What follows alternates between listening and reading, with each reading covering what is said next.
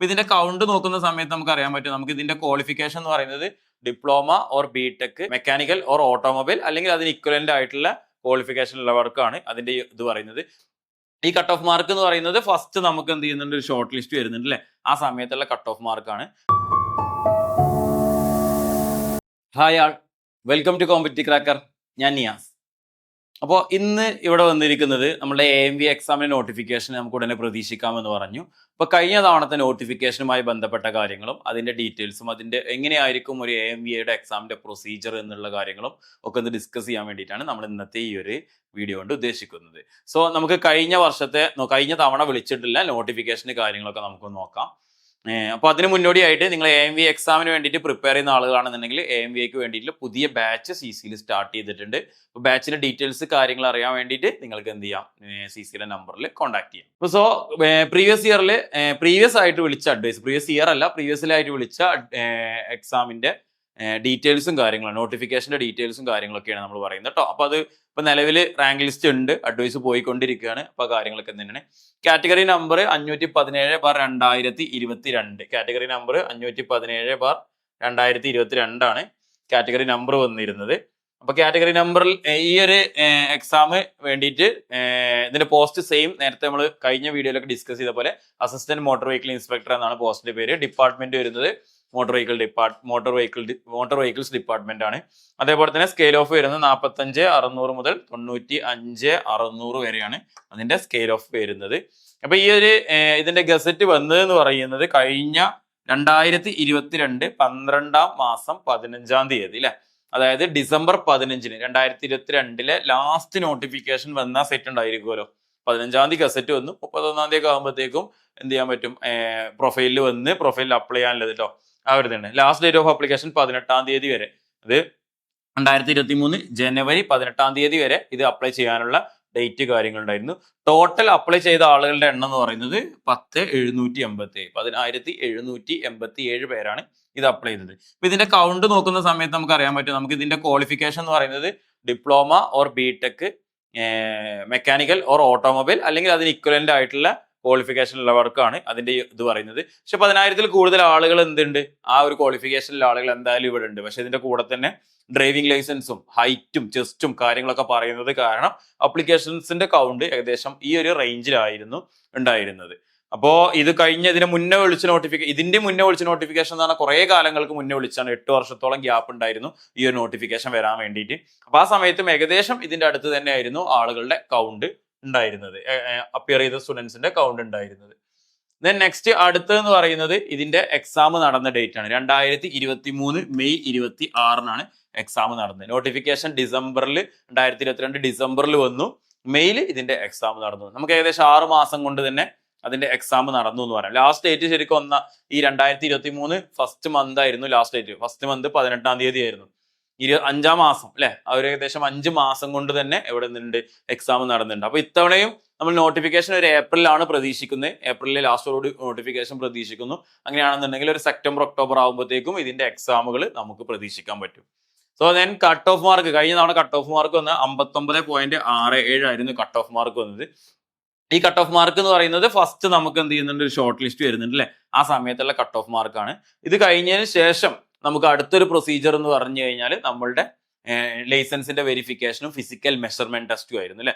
Physical measurement നമ്മുടെ ചെസ്റ്റിന്റെയും ഹൈറ്റിന്റെയും ഒക്കെ അളവെടുത്ത് നമ്മളെ ലൈസൻസ് വെരിഫൈ ചെയ്ത്, ലൈസൻസിന്റെ സർട്ടിഫിക്കറ്റ് അപ്ലോഡിംഗ് ഒക്കെ കഴിഞ്ഞ് ലൈസൻസ് വെരിഫൈ ചെയ്തതിന് ശേഷം എന്ത് ചെയ്യുന്നു, നമ്മളെ വീണ്ടും അടുത്തൊരു ഇന്റർവ്യൂവിന് കോൾ ഫോർ ചെയ്യും. ദെൻ ഇന്റർവ്യൂ കഴിഞ്ഞതിന് ശേഷം നമുക്ക് മെയിൻ ലിസ്റ്റ് പബ്ലിഷ് ചെയ്യുന്ന സമയത്ത് ടോട്ടൽ നമ്പർ ഓഫ് ആളുകൾ ഉണ്ടായിരുന്ന മെയിൻ ലിസ്റ്റിൽ എന്ന് പറഞ്ഞത് 606 പേരാണ്.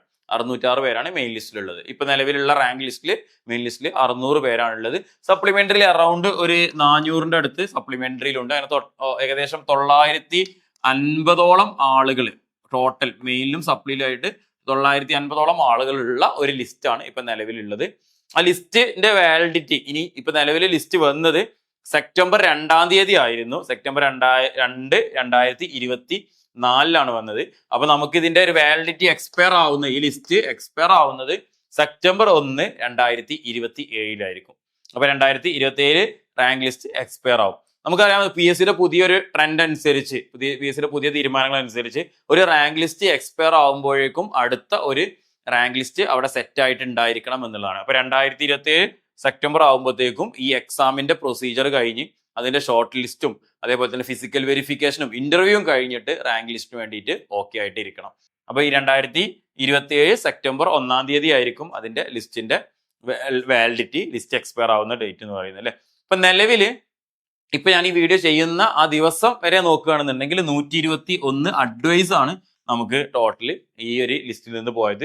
121 പേരാണ് അഡ്വൈസ് പോയത്. ഏകദേശം ഇപ്പോൾ ഈ വീഡിയോ ചെയ്യുന്ന ഡേറ്റ് നോക്കുകയാണെങ്കിൽ 1.5 വർഷത്തോളം സമയമായി. 1.5 വർഷത്തിനുള്ളിൽ 121 അഡ്വൈസ് ആണ് നിലവിൽ പോയത്. ഇത് ലാസ്റ്റ് ഡേറ്റ് ഓഫ് അഡ്വൈസിന്റെ അഡ്വൈസ് പോയിന്റെ ഡേറ്റ് ആണ് ഞാനിവിടെ സ്ക്രീനിൽ കാണിച്ചിട്ടുള്ളത്.